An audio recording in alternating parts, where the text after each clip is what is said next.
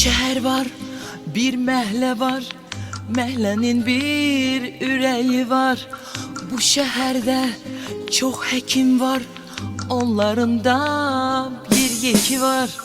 Bir şehir var, bir mehle var. Mehlenin bir üreği var. Bu şehirde çok hekim var. Onların da bir yeki var. O insan benim komşumdu. O insan benim dostumdu. Elleri onun kızıldı. Yüreği kimi kızıldı. Biz bilik bizim İmran, her insana el uzadan. Kalbinde onun neler var, onu tek bir Allah bilir. Biz bilik bizim İmran, her insana el uzadan. Kalbinde onun neler var, onu tek bir Allah bilir.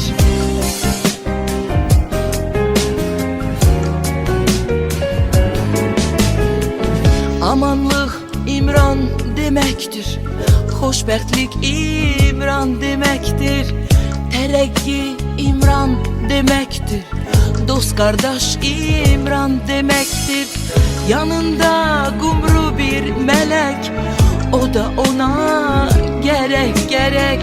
Hayatım gel, kadrin bilek, sevinçle bir ömür sürek. Biz bilirik bizim İmran, her insana el uzadır. Kalbinde onun neler var, onu tek bir Allah bilir.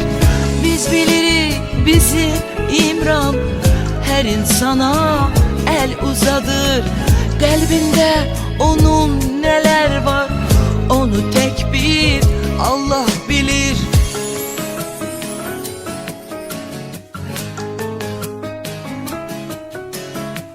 Bir şehir var, bir mehle var. Mehlenin bir İmranı var. Bu şehirde çok hekim var. Onların da bir yeki var. Biz bilirik bizim hekim, her insana el uzadar. Kalbinde onun neler var, onu tek bir Allah bilir. Biz bilirik bizim hekim, her insana el uzadar. Kalbinde onun neler var, onu tek bir Allah bilir.